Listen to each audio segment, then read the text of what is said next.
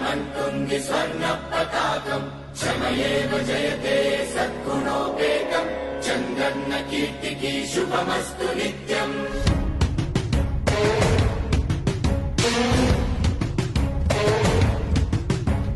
విజయోస్తు విజయోస్తు శతవత్సరాంతం దిగ్విజయమంటుంది స్వర్ణ పతాకం. ఎగిరింది ఎగిరింది మన పసుపు జెండా కష్టాల కన్నీళ్లు చేరకుండా నిలిచింది నిలిచింది ఈ తెలుగు జెండా నవ్యాంధ్ర నిర్మాత చంద్రన్న అండ రైతు కుల బాంధవుడు శ్రామికుల సేవకుడు చంద్రన్న నాయకుడు వచ్చాడు అడుగో శ్రీజనుల రక్షకుడు స్వర్ణాంధ్ర సాధకుడు చంద్రన్న నాయకుడు వచ్చాడు అడుగో.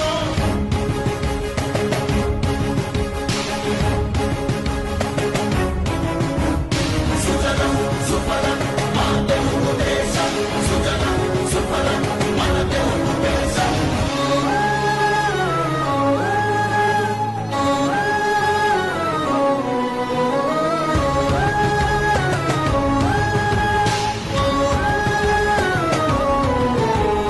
విజయోస్తు విజయోస్తు శతవత్సరాంతం దిగ్విజయమంటుంది స్వర్ణ పతాకం క్షమయేవ జయతే సద్గుణోపేతం చంద్రన్న కీర్తికి శుభమస్తు నిత్యం. శ్రీకాకుళం నుండి చిత్తూరు దాకా సిరులెన్నో సృష్టించి కవిత చూపాడు 13 జిల్లాల ప్రగతి రథసారథిగా హరుపన్నలేక శ్రమించువాడు గోదారి పరుగుల్ని కృష్ణమ్మ పొడి చేసి మన సీమ తల్లి దాహాన్ని తీర్చాడు విను వీధిలో విజయ నగరాన్ని వెలిగించి కెరటాలకే కొత్త రూపునిచ్చాడు చిరకాల కల తీర్చే మచిలీపట్నం పోర్టు మన మల్లె మనకించి మాట నిలిపాడు. సుజలం సుఫలం మన తెలుగు దేశం సుజలం సుఫలం మన తెలుగు దేశం.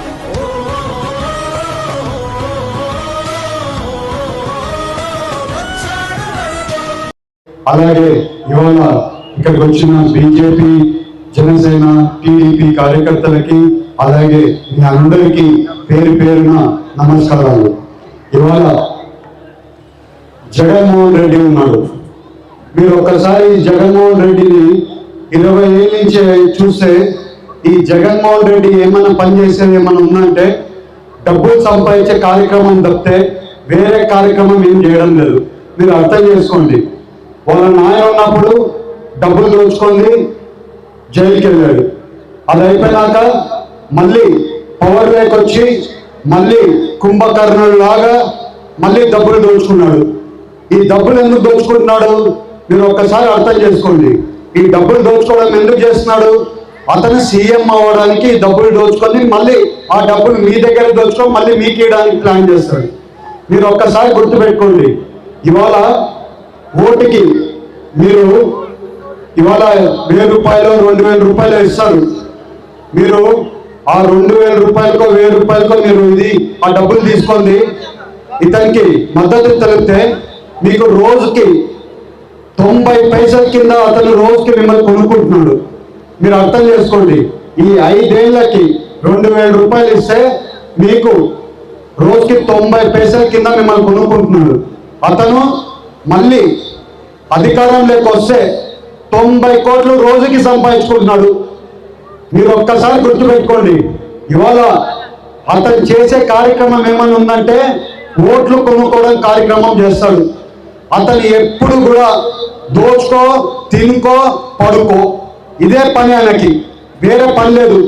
ఒక్కసారి ఇవాళ చంద్రబాబు నాయుడు గారిని చూడండి.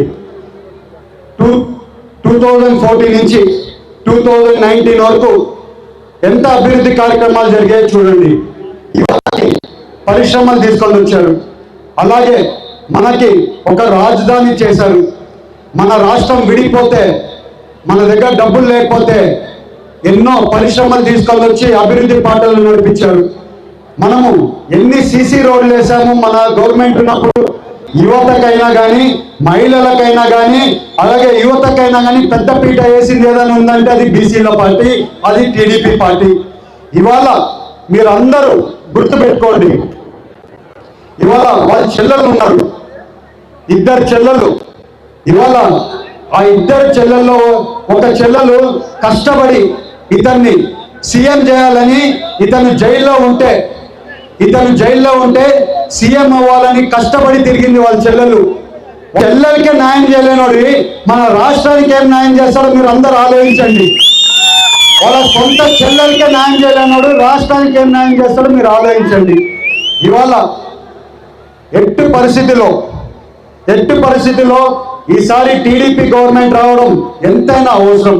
మీరు ఒక్కసారి గుర్తుపెట్టుకోండి, టీడీపీ గవర్నమెంట్ రావడం అంటే మీ అధికారం రావడం, మీరు బాగుపడడం, మీకు రోడ్లు రావడమైనా కానీ, ఇరిగేషన్ ప్రాజెక్టులు రావడమైనా కానీ, మీ యువతకి ఉద్యోగాలు రావడమైనా కానీ, అలాగే స్కూల్కి రీఎంబర్స్మెంట్ రావాలన్నా కానీ, మీ యువత ఫారిన్కి వెళ్ళి చదువుకోవాలన్నా కానీ, ఏదైనా కానీ టీడీపీ గవర్నమెంట్ రావాల్సిన ఎంతైనా అవసరం ఉంది.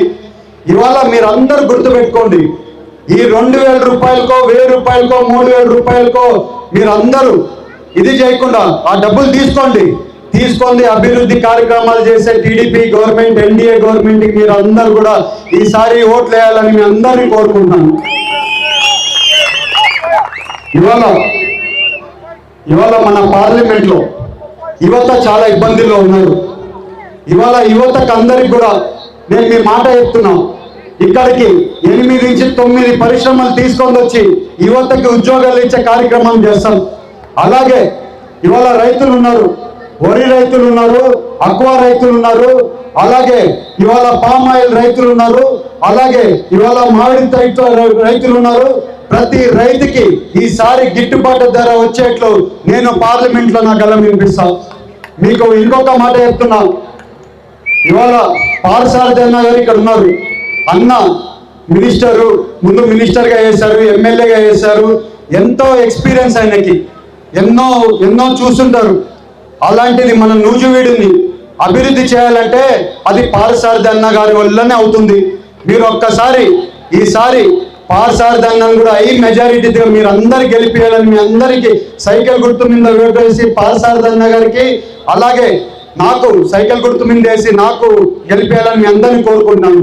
ఇవాళ యువతకి, రైతులకి, అలాగే మహిళలకి కూడా వాళ్ళకు కూడా సొంత కాళ్ళ మీద నిలబడేట్లు వాళ్ళకు కూడా ఏమైనా పరిశ్రమలు ఉన్నాయంటే వాళ్ళకు కూడా తీసుకొని వచ్చి ఈసారి రెస్పాన్సిబిలిటీగా వాళ్ళు కూడా పైకి వచ్చే కార్యక్రమం మేము కూడా చేస్తాం. అలాగే ఇవాళ పోలవరం ప్రాజెక్ట్ ఉంది. పోలవరం ప్రాజెక్ట్ 75% మన 2014 నుంచి మన టీడీపీ గవర్నమెంట్లోనే 75% గవర్నమెంట్లో కంప్లీట్ చేశాం. ఇతను ఎందుకు కంప్లీట్ చేయలేదు? ఇతను కంప్లీట్ చేయడం కాదు, నేను చెప్పాను కదా, తినడం, పడుకోవడం, బటన్ నొక్కడం అనేది ఇతని పద్ధతి. ఇవాళ పోలవరం ప్రాజెక్ట్ మేము వచ్చిన తక్షణమే ఆ 25% కూడా కంప్లీట్ చేసి ఈసారి ఎట్టి పరిస్థితుల్లో పోలవరం ప్రాజెక్ట్ కంప్లీట్ చేస్తాం ఈ 5 ఏళ్లలో. అలాగే చింతల్పూడి లిఫ్ట్ ఇరిగేషన్ ప్రాజెక్ట్ ఉంది. ఈసారి వచ్చే 5 ఏళ్లలో చింతల్పూడి లిఫ్ట్ ఇరిగేషన్ ప్రాజెక్ట్ కూడా కంప్లీట్ చేస్తాం. అలాగే ఇవాళ ఏలూరు సిటీ ఉంది. ఏలూరు సిటీ ఈసారి స్మార్ట్ సిటీ స్టేటస్ తీసుకొని వచ్చేదానికి మా ప్రయత్నం ఫుల్గా చేస్తాం. అలాగే యువతకు ఉద్యోగాలు ఇచ్చేది ఈసారి పెద్ద పీట వేస్తాము యువతకి ఉద్యోగాలు ఇవ్వడానికి. మీరందరూ ఆలోచించండి. పరిశ్రమలు లేవు ఎక్కడ కానీ పరిశ్రమలు లేవు. ఒక 2-3 పరిశ్రమలు ఉన్నాయి, అవి కూడా మూతపడిపోయే పరిశ్రమలు. మన 2 జూట్ మిల్లులు ఉన్నాయి, అవి కూడా మూసుకొని జూట్ మిల్లులు. రోడ్లు బాగాలేవు, రోడ్లు కూడా బాగా అభివృద్ధి చేసుకోవాల్సిన అవసరం ఎంతైనా ఉంది. ఇవన్నీ జరగాలంటే ఈ ఎన్డీఏ కూటమి రావాల్సిన అవసరం ఉంది. ఇవాళ మీరు అందరూ గుర్తుపెట్టుకోండి, ఈ ఎన్డీఏ కూటమి బలపరిచింది ఎవరైనా ఉన్నారంటే అది పవన్ కళ్యాణ్ గారు ఒకరే. ఇవాళ పవన్ కళ్యాణ్ గారే కొంచెమైనా తగ్గి ఆయనకి కొంచెం తక్కువ సీట్లు ఇచ్చినా కూడా సీట్లు ఎక్కడ కానీ ఓటింగ్ పర్సెంటేజ్లో ఎక్కడ డివైడ్ కాకూడదని ఆయన కూడా ఈ రాష్ట్ర డెవలప్మెంట్ కోసం ఎన్డీఏ కూటమిని తీసుకొని వచ్చింది ఆయనే. ఇవాళ బీజేపీ కలిసిందంటే అది కూడా ఆయన చొరవ వల్ల జరిగింది.